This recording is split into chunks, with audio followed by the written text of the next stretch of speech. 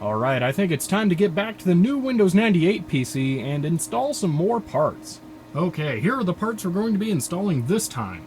Another 120 gig hard drive, another DVD drive, a SCSI card, the front panel USB I didn't get to last time, and what will be the newest part, a Gigabit PCI adapter.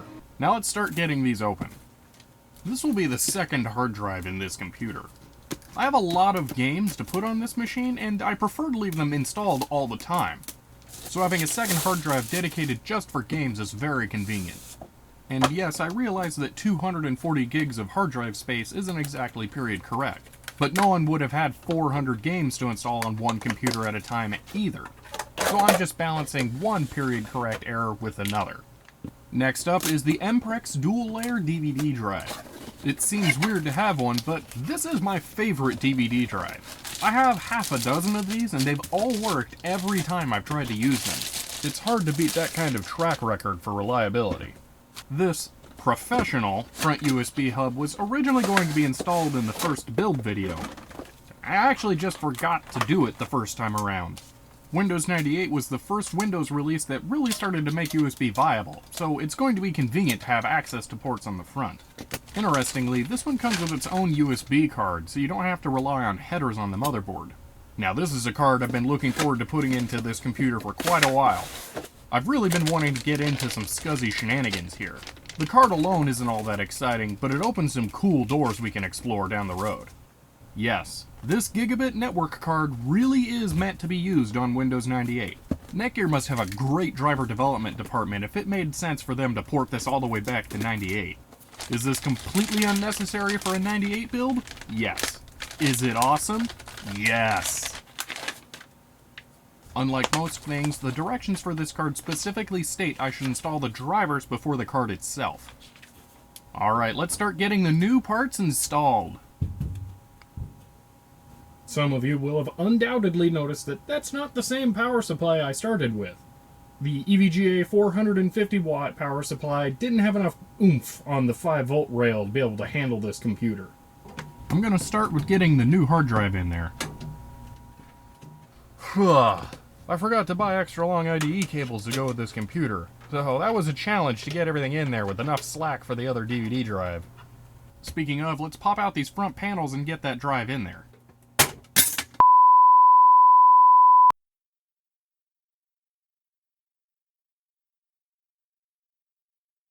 Well, let's keep going and get the front panel USB ports installed now. I'm not super happy with this plastic frame the smaller part mounts in. The inner metal part is held in with machine screws, which is good, but the outer part uses wood screws, which I'm not that fond of. I'm concerned the plastic may crack when the screws are put in. Let's see if this thing feels any better when it's put in the case. Nah, I'm really not liking the feel of this thing. I really don't want this plastic tray in there, it's just too low quality. But I also have this 3.5-inch adapter that is made of metal. It's just going to be kind of odd looking because it also has USB ports in the front. This is a lot better already. Let's connect the two lone ports first. The pinout is different. Well, that's useless for me. Check your motherboard pinout. I've never seen a different pinout. Well, I can go back and repin the connector later to make it the same. For now, let's just move on to the USB card. I'm already running out of PCI slots, so I'm going to have to replace the CompUSA USB card with this new one. Okay, let's get this card in there. Wow, that's snug. Oh, geez. Something just occurred to me that did not to the designers of this thing. Yeah, that's a great fit there. So, this thing will have to go on the bottom. Something really doesn't feel right with how tight this thing fits in the slot. The CompUSA card just slides right in and has enough space to move around a bit. But this card is really tight and can't move at all. Okay, so how bad is this? Well, let's measure the original card from the edge of the bracket to the end of the PCI connector. This is 121 millimeters, 0.64. So 121.64 millimeters, all right? this one is 122.4. So this one's a full 1.4 millimeters longer than this one. How bad is 1.4 millimeters? Let's just take a look at the actual PCI specs to figure that out.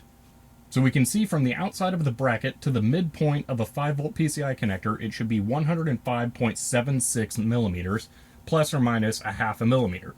So I have that in there. Then from the split in the 5-volt PCI connector to the end, it should be an additional 15.44 millimeters.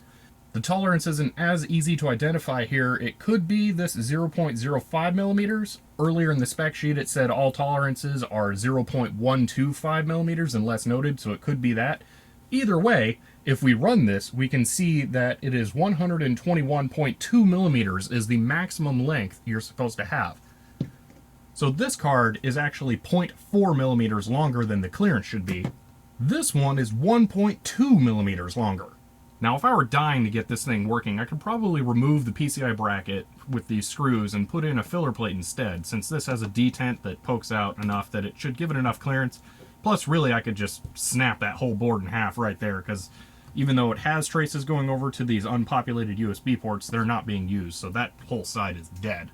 And this may be a real chip that would actually work, because it's the same chip that came on the CompUSA card, but there's a little bit more going on the CompUSA card, so I get the feeling that this one is better laid out and just a better experience overall compared to this one. Plus, this one, they didn't screw it up so bad that the headers are pointed directly off the side of the card, making it useless anywhere but the bottom of the motherboard. So I think I'm just going to bail on this one altogether. And since the motherboard only has one USB 2.0 header on it, I'm just going to take this thing out because I don't want to have 2 of 6 USB ports on there working. Alright, and for the last PCI device for now, the SCSI card. I'll be putting in the Gigabit network card after installing drivers since that's what it recommends. Alright, let's fire it up for the first time in a sort of minimal configuration after we've gotten all of the hardware in there.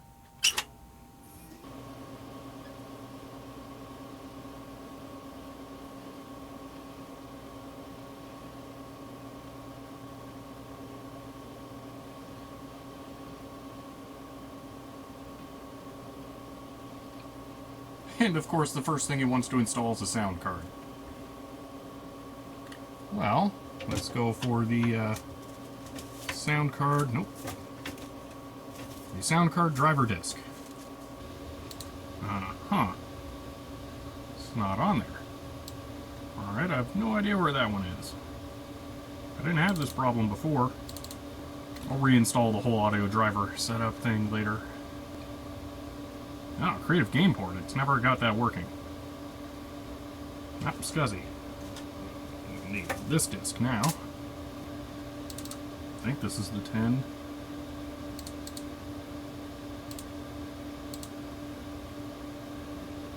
Alright, there we go.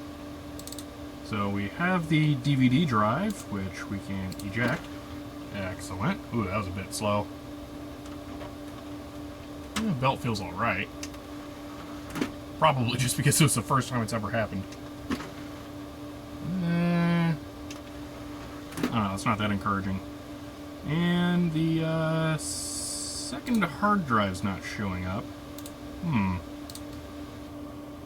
Alright, so we can see the second drive hasn't been formatted yet, and that's the problem. Yeah, Seagate drive shows up fine. Never thought about this. Is there a way of doing this without using F-disk? There's gotta be a GUI way. Wow, maybe there's not. Alright.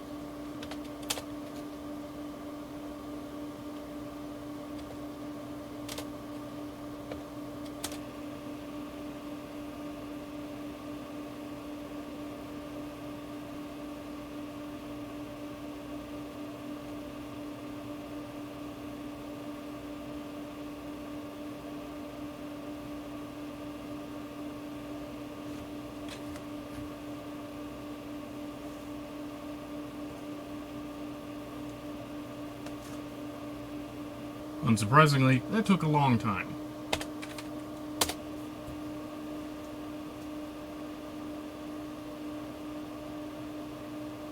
And it looks like it's going to take a long time again. Alright, there we go. So, yeah, won't show up yet. Just go ahead and restart.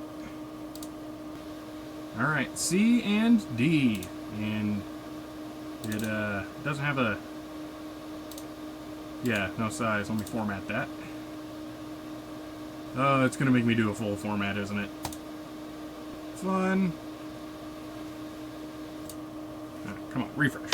There we go. Alright. Got the secondary drive. Excellent. Now I can start putting games to that instead.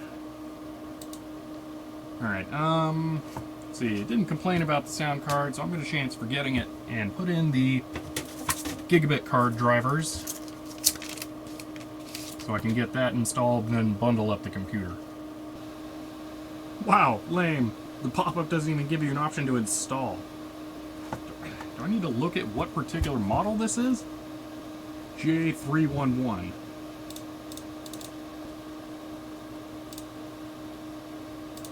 Alright, I guess I'm ready to shut it down, put the card in, and find out if it works.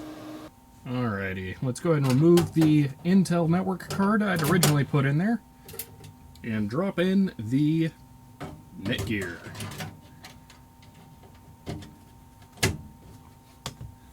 Alright, let's turn it back on. Alright, now to set up the network card, because I'm going to be manually assigning it a IP address rather than having DHCP run on it.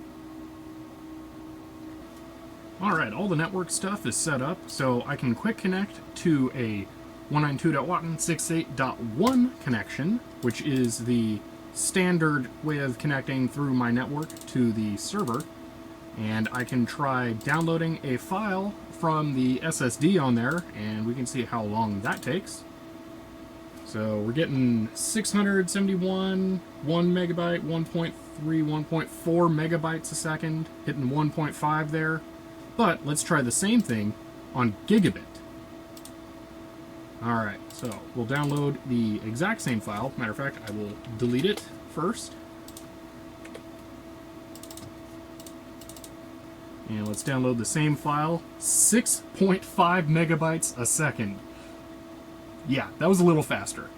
I constantly access my server from my Windows 98 PCs, so I can use them to get files for games or just utilities or, you know, archiving images. So this is really convenient. It's going to be really nice to have it be a gigabit connection.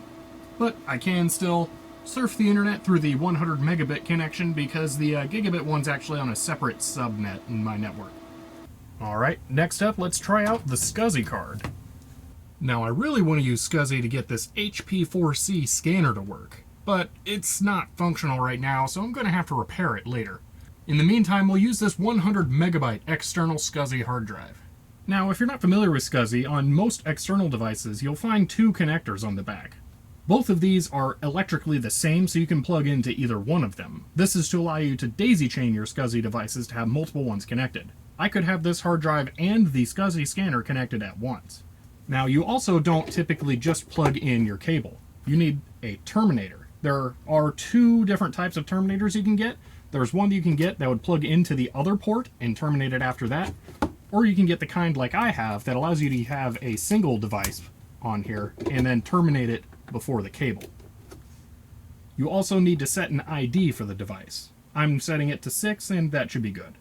Okay, let's fire up the hard disk.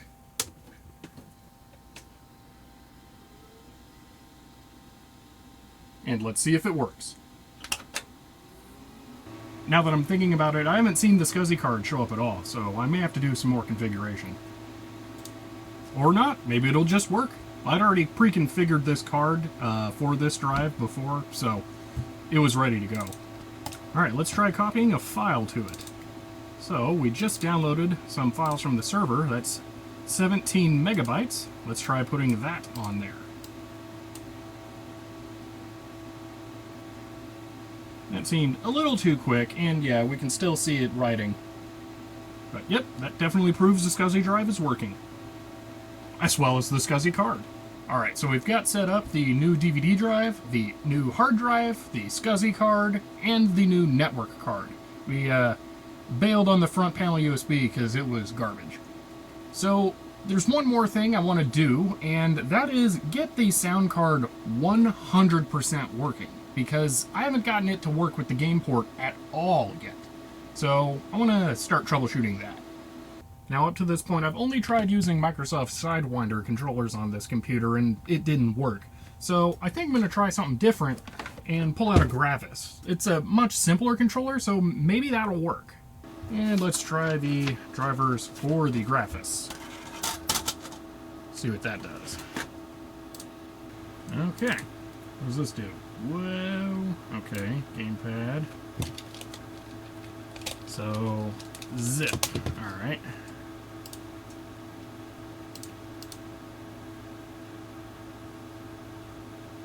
Yeah, I don't know what that did. Let's try setting it up manually. So let's get rid of that. Add Gravis. I mean, it's Gamepad Pro, but probably works the same as Gamepad. Status okay. Well, it's actually not really working at all, because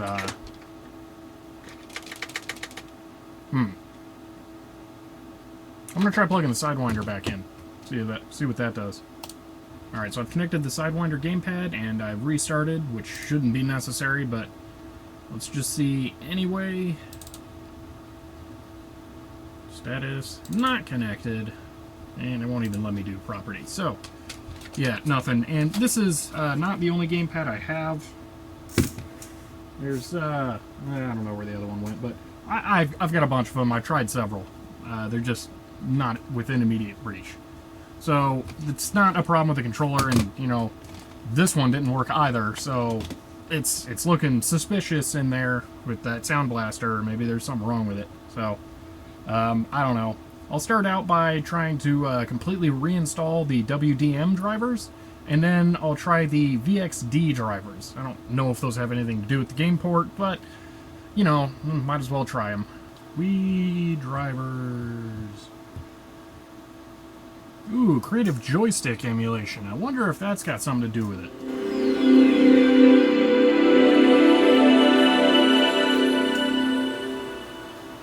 Wait, status okay? Oh, man, it's finally working!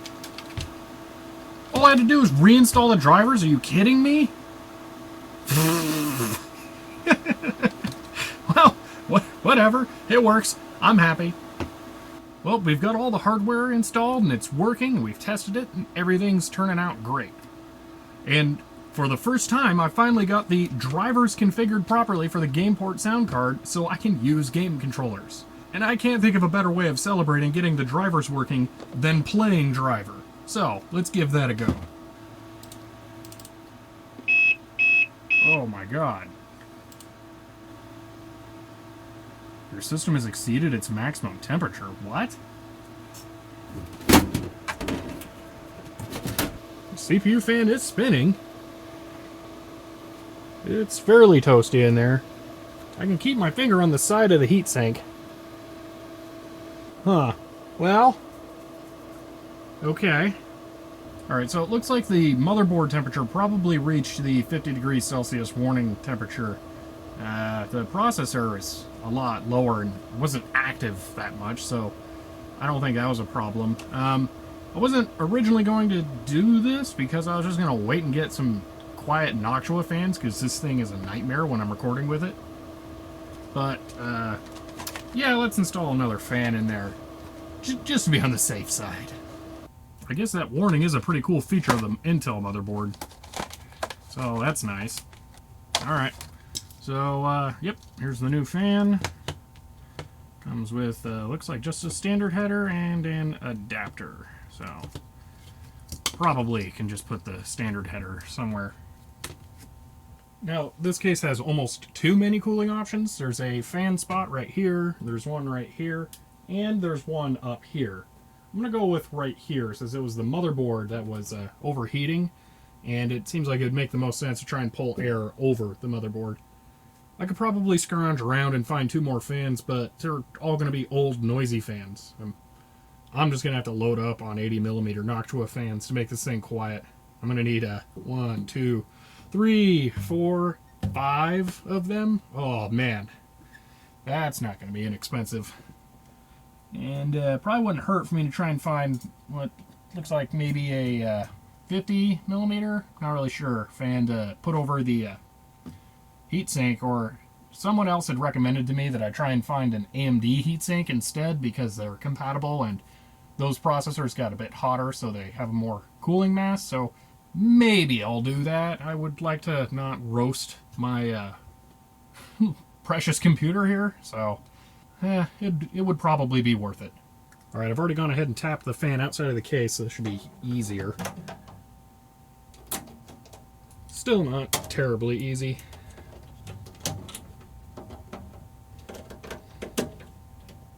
Do want to be a little extra careful with this fan since it's old brittle plastic. And it looks like right here is going to be the best place to plug it in. Alright, we've got a little speed control thing here. We can choose between low, medium, and high. I'm just going to set it to high, get it over with. Unless it's unbearably loud, then I'll set it back down. There were some people who wanted a full case shot in the first video, so here you go.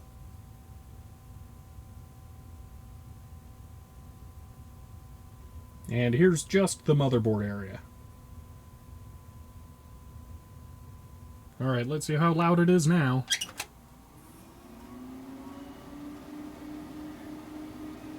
It's not too much louder. Oh, I can definitely feel it moving air.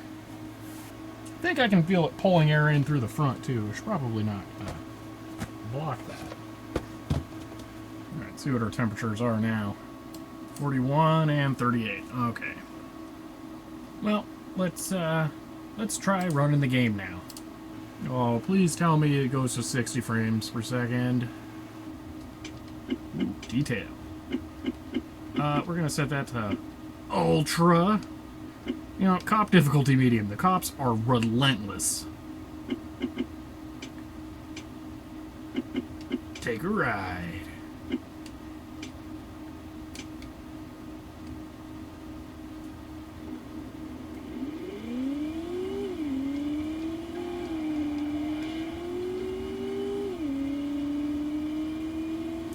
Oh, this is nice to have this working again.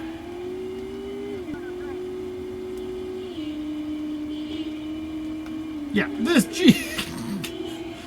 is easy, okay?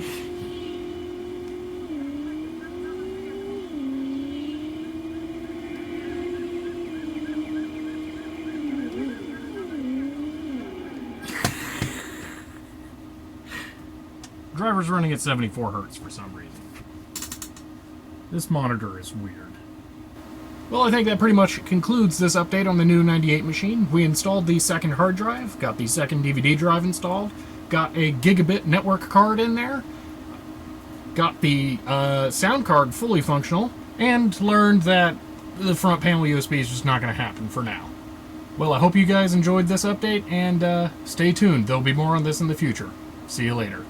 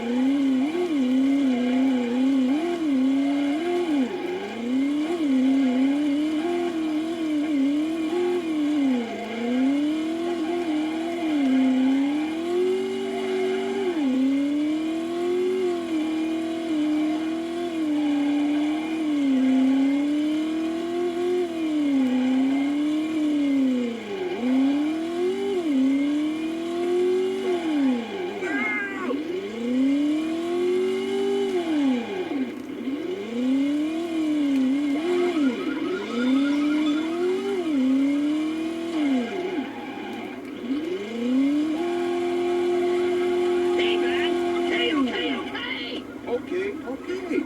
You prove your point. We'll call.